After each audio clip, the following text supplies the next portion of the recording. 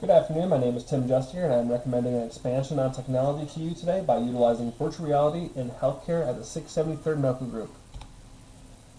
So during the presentation, I'm going to be telling you about the facility, the basic design of how to integrate VR into healthcare, how public policy will play an important keystone of success and expansion on the service, some projected financial data, economic challenges, and the incentives of utilizing VR in this healthcare organization. There are approximately 159,000 beneficiaries of the Department of Defense and the Veterans Affairs that receive main and specialist care, outpatient care, inpatient care from the 673rd Medical Group.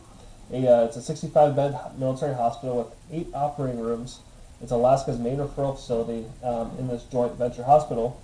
We are dedicated to providing consistently top-notch healthcare, excellent customer service, and operational readiness. The hospital has to enable both missions of the Department of Defense Health Agency, and the readiness mission of the base, which can be frustrating since they are different agencies with different interests. The military does not really care about DHA saving capital or money, and DHA does not really care about the morale of personnel that work in the hospitals or about the readiness mission to include deployments, since they are a civilian entity that operates more like a business. Alright, a relatively recent field of study is virtual reality in healthcare. With the use of computational technology known as virtual reality, users can experience activities and situations that are similar to those in real life and hone their motor skills in three-dimensional virtual worlds that accurately reflect the real world. In order to effectively use VR in healthcare, there are 3 essential components that are needed.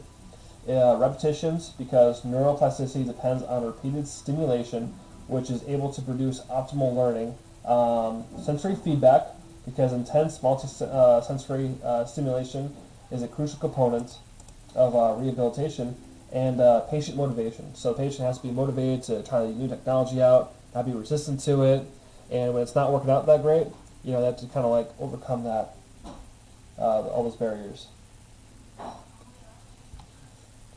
Alright, there are laws, regulations, ethics, and risks that go into using new technology.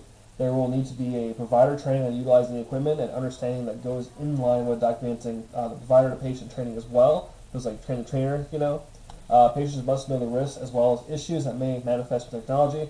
Obviously don't use the virtual reality, by a set of stairs or something like that. Virtual reality can be a great intervention to save the overall system of healthcare money, since these interventions show potential over traditional methods because of their portability, their low cost, intuitive mode of involvement, and availability of compelling content. These devices can be used at home, work, or even at the healthcare facility.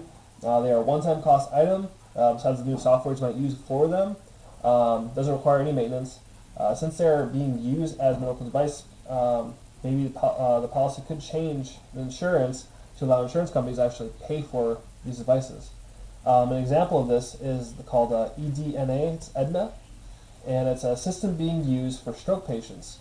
There is a considerable service gap for adult stroke patients regarding home-based arm functional rehabilitation. The EDNA 22 tablet is a mobile virtual rehabilitation system that offers a workable choice for at-home rehabilitation, employing a variety of customized mobility exercises and performance tracking via the cloud computing data storage. And now they can share that with their provider. In the past, it has been easy to throw 2 main things at a problem in the military, and that was manning or money. In the present and future economic climate, there is a cultural change of needing to find solutions to problems with innovative thinking and finding ways to reduce costs while not degrading the services provided. The United States should work to simultaneously accomplish 3 goals by enhancing patient care, enhancing public health, and lowering expense. This will do all of those things.